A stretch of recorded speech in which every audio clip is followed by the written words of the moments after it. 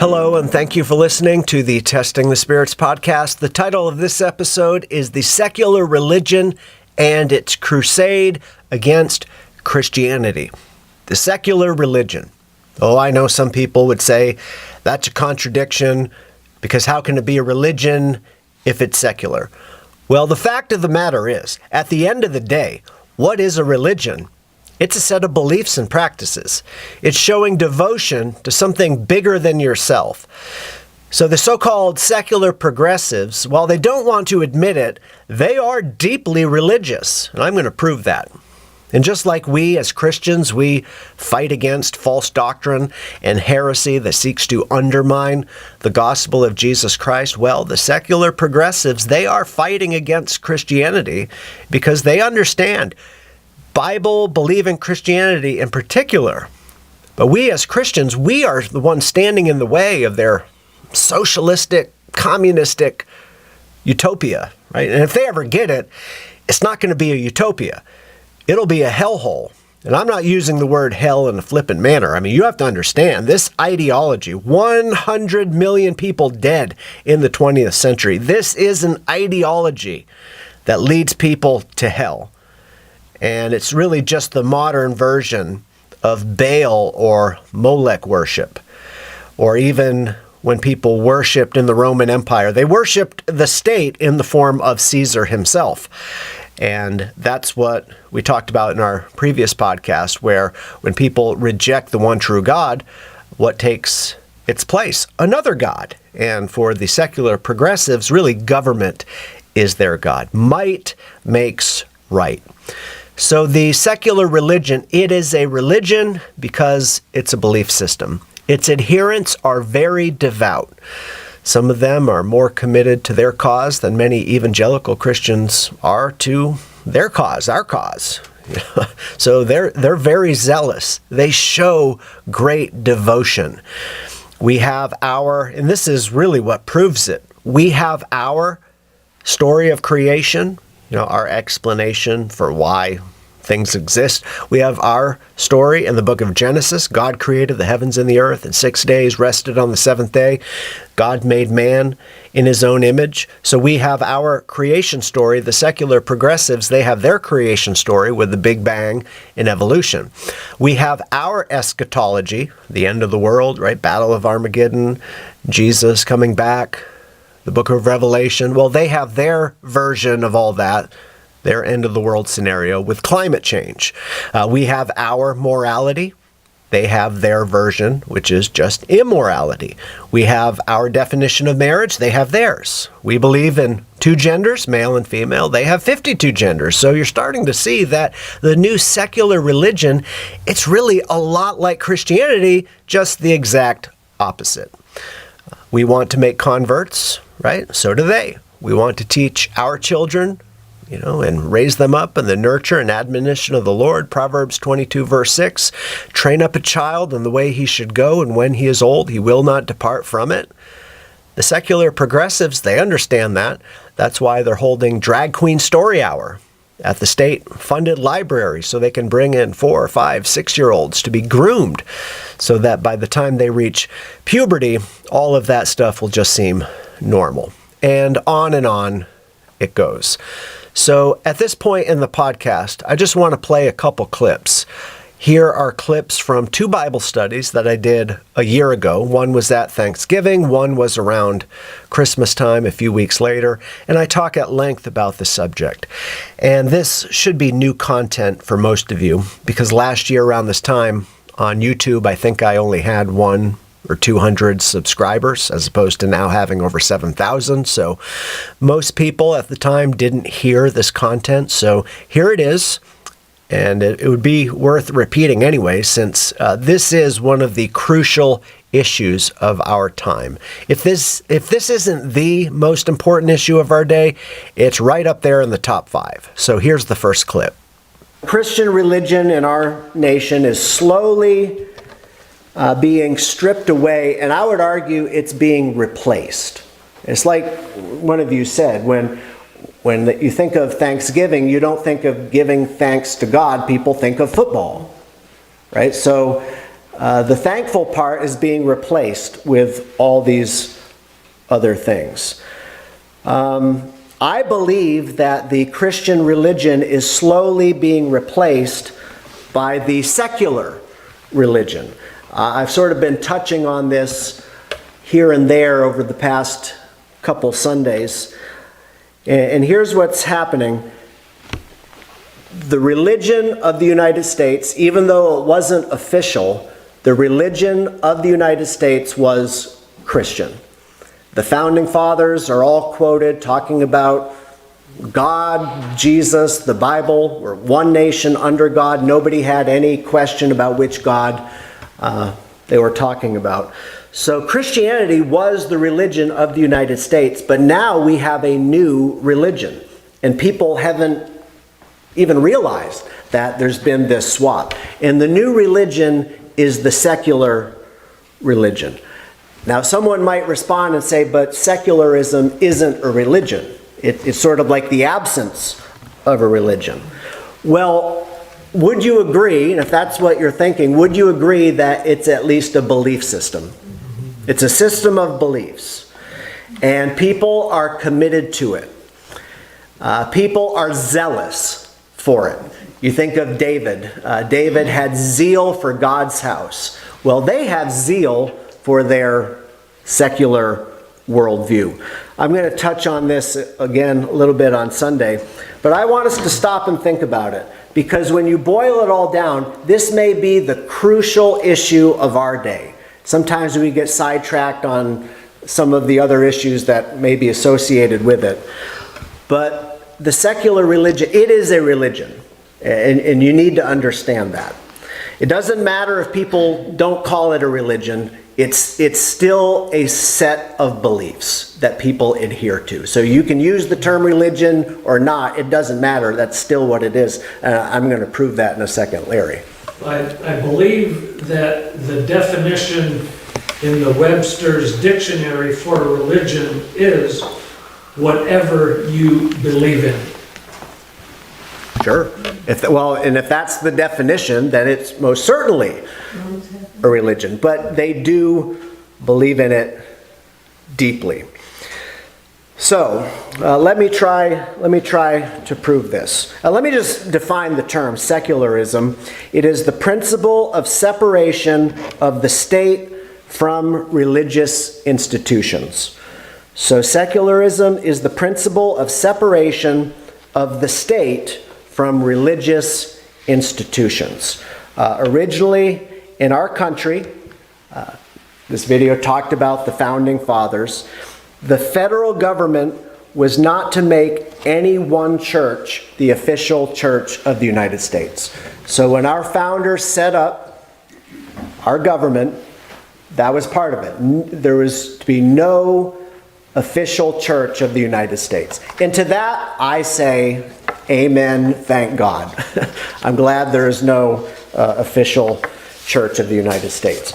We've all heard, though, the separation of church and state. You know that term. Who is that coined by? Separation of church and state. It was a term coined by Thomas Jefferson.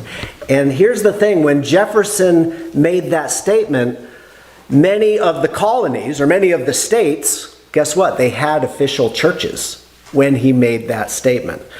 So Christianity was the religion of the nation. It just was, there could be no one church that was the official church of the federal government.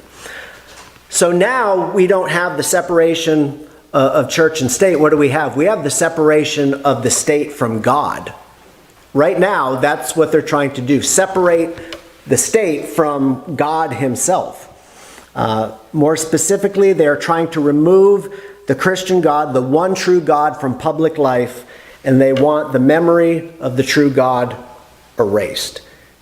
And more importantly, they want him replaced. They want God replaced by the secular God, which I would argue is the government itself. That they are there to glorify themselves, or the government glorifies itself. So here's the proof that this is a religion. We have what? Where does the Bible start? How does the Bible start out? Right, the creation account. So we have our set of beliefs of where the world came from.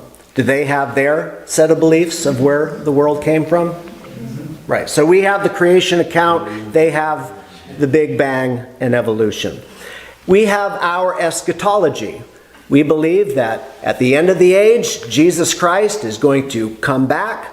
There's going to be the Battle of Armageddon. So we have our end of the world scenario. Do they have their end of the world scenario? Yes, they do. It's called climate change.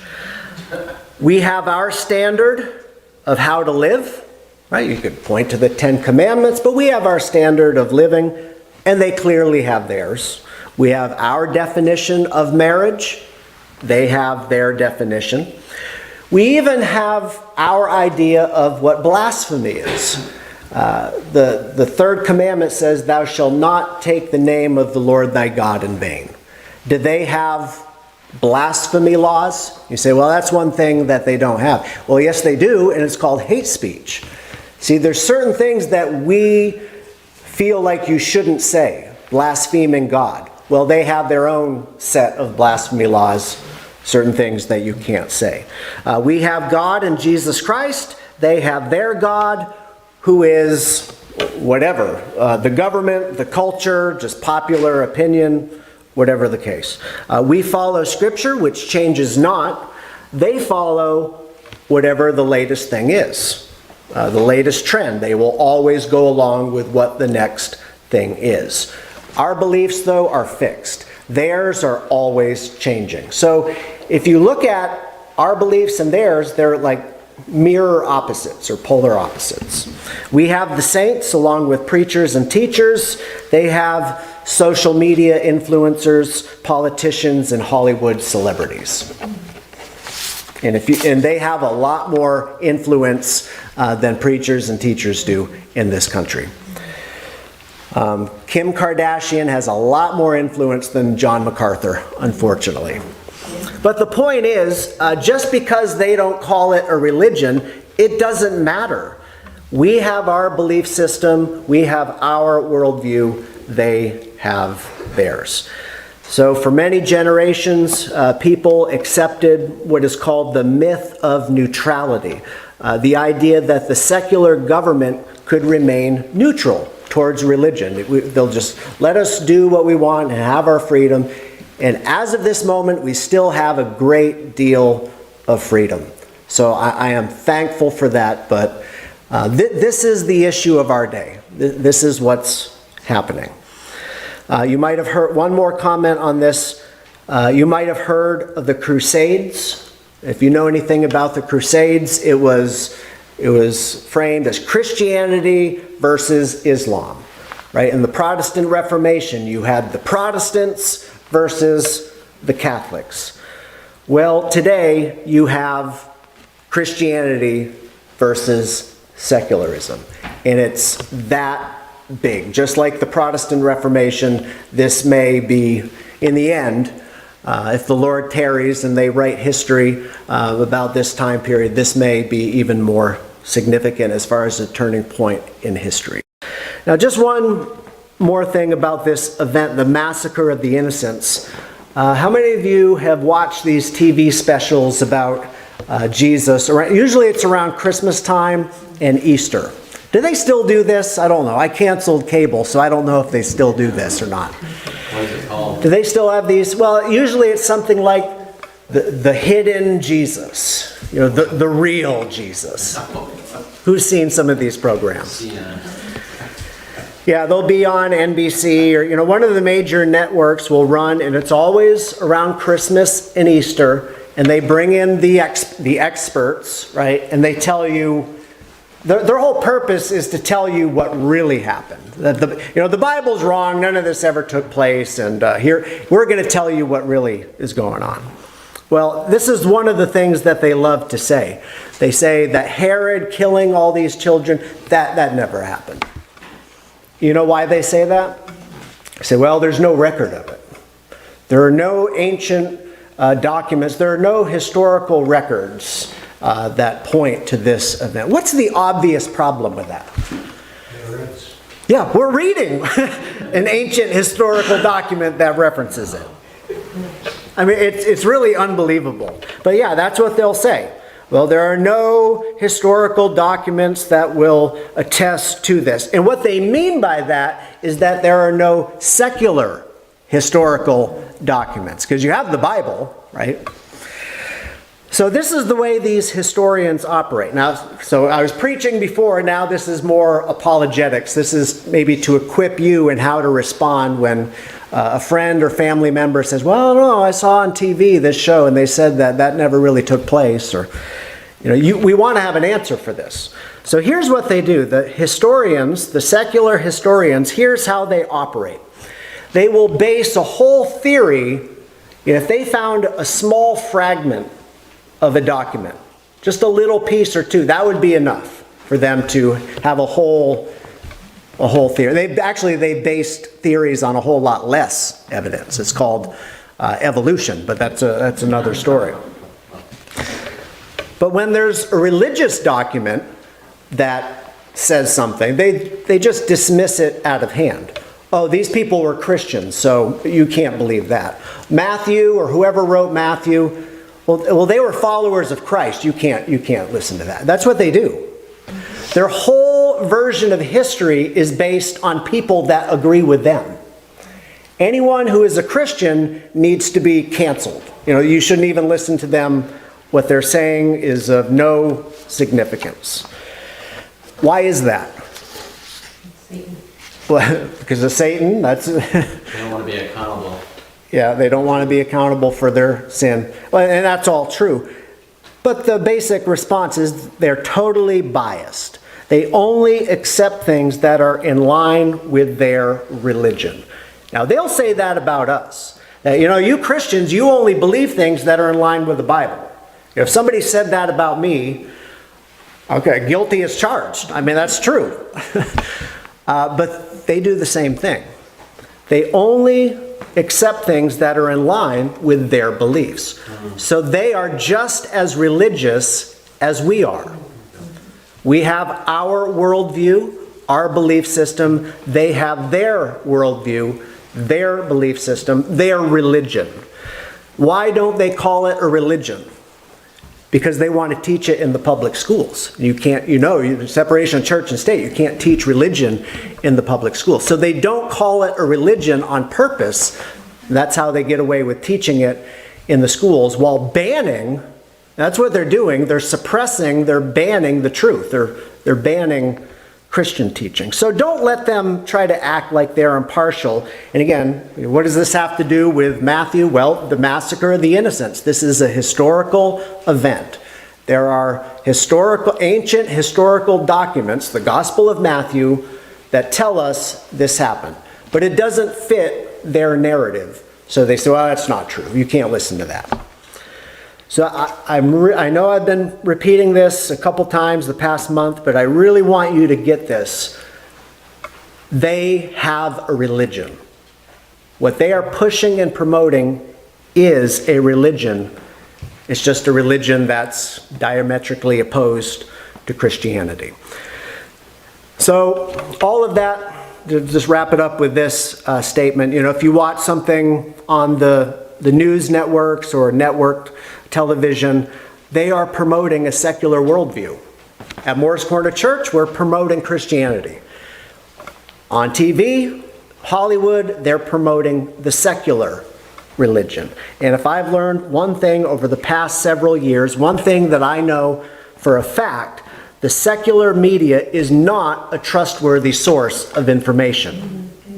And we know that's true. I'll stick with the Bible any day. And talking about Christmas, I'll choose Jesus Christ over Santa any day, but don't get me started on that. Okay, so there you go. I hope that was helpful. If you have any questions or comments, leave them in the comment section. If you found this video helpful, click thumbs up. helps it to get out to more people. Or if you're just listening to the audio on Spotify, consider sharing the podcast with someone else, because we want to not only win converts for Christ, we want to refute the lies of the enemy and help tear down the strongholds, these false ideologies that take people captive. If you're a secular progressive and you're listening, I'm not your enemy. The devil is the enemy, and he wants to destroy you just as much as he wants to destroy me. But he uses this, Marxism, communism, socialism, Darwinism, evolution, all these things that go against God and his word. So we're trying to rescue people out of that. So we want to win hearts and minds, and with God's help, we can do it, and I could certainly use your help and your support. So thanks for listening, and until next time, may the Lord be with you, and have a great day.